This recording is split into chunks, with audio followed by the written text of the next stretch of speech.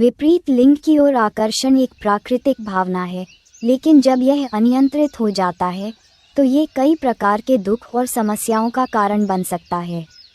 गौतम बुद्ध ने इस विषय पर गहराई से विचार किया और हमें काम, मोह और तृष्णा, इच्छा को समझकर उन पर विजय पाने की शिक्षा दी।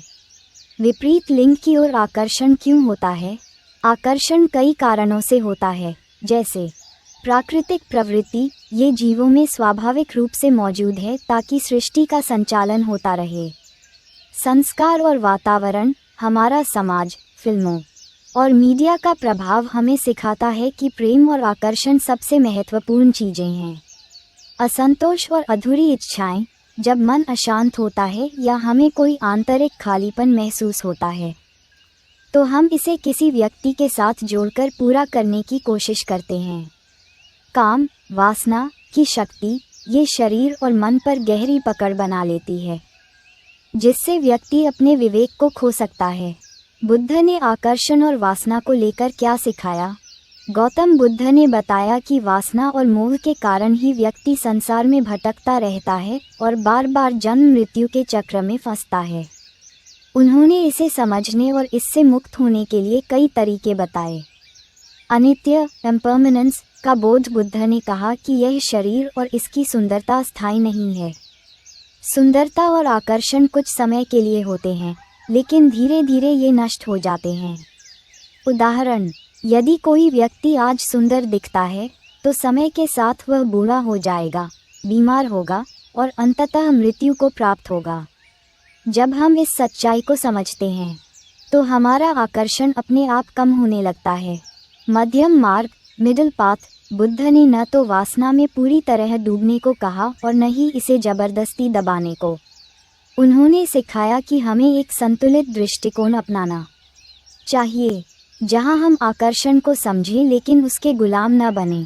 विपश्यना और मन का अवलोकन। बुद्ध ने विपश्यना ध्यान, विपस्साना मेडिटेशन का सुझाव दिया, जिससे हम अपने विचारों और भावनाओं को सिर्फ एक दर्शक, ऑब्जर्वर की तरह देख सकते हैं। जब हम देखना सीखते हैं कि आकर्षण कैसे उत्पन्न होता है और फिर खुद ब खुद समाप्त हो जाता है, तो हम इससे बंधे नहीं रहते। शरीर की वास्तविकता को देखना। अशुभ भावना, अशुभ ध्यान। बुद्ध ने बताया कि यदि कोई व्यक्ति विपरीत लिंग के आकर्षण से मुक्त होना चाहता है तो उसे शरीर की वास्तविकता को समझना चाहिए। उदाहरण, अगर कोई व्यक्ति किसी की सुंदरता से आकर्षित होता है तो उसे सोचना चाहिए कि इस शरीर में रक्त, हड्डियां, मांस और अन्य अस्थायी तत्व हैं। जब इस सत्य को गहराई से देखा जाता है तो आकर्षण कम होने लगता है। कैसे हम विपरीत लिंग के आकर्षण से खुद को बचा सकते हैं? स्वयं को व्यस्त रखें और सही दिशा दें। जब मन खाली होता है तो उसमें व्यर्थ की इच्छाएं और वासनाएं जन्म लेने लगती हैं। इसलिए अच्छी आदतें अपनाएं। ध्यान, योग, पढ़ाई, कला या सेवा कार्य, किसी रचनात्मक कार्य में मन को लगाएं। रिश्तों को सही दृष्टि से देखें। जब हम विपरीत लिंग के व्यक्ति को देखते हैं तो हमें उसे सिर्फ एक मानव के रूप में देखना चाहिए, न कि आकर्षण की वस्तु के रूप में। जब हम विपरीत लिंग के व्यक्ति को देखते हैं, अगर आप एक लड़के हो तो सोचना चाहिए, ये तो मेरी छोटी बहन की उम्र की हैं, मेरी बहन जैसी है। अरे ये तो मेरी दीदी जैसी है। अरे ये तो मेरी मम्मी की जैसी हैं। अगर आप लड़की है तो सोचना चाहिए कि ये तो मेरे छोटे भाई के जैसा है, बड़े भाई के जैसे है। अरे ये तो मेरे पिता के समान है। अगर आप ऐसा सोचेंगे तो मन में गलत विचार नहीं आएंगे और आप आकर्षण से दूर होने लगेंगे। सोचें कि हर व्यक्ति भी आपके जैसे संघर्षों और परेशानियों से जूझ रहा है। सत्संग और अच्छे विचारों को अपनाएं। बुद्ध, संतों और विद्वानों के विचारों को पढ़ें। अच्छे लोगों के साथ रहें जो आपको सही मार्ग दिखा सकें। ध्यान और आत्मनिरीक्षण करें। विपश्यना ध्यान करें और अपने विचारों का अवलोकन करें। धीरे धीरे आप महसूस करेंगे कि यह आकर्षण स्थायी नहीं है और इसे अपने ऊपर हावी होने देने की जरूरत नहीं है। बुद्ध की एक शिक्षाप्रद कहानी, सुंदर स्त्री का मोह।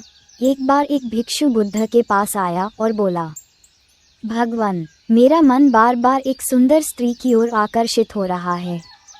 मैं उसे भूल नहीं पा रहा। बुद्ध मुस्कुराए और बोले, क्या तुम उसकी सुंदरता को हमेशा के लिए अपने पास रख सकते हो?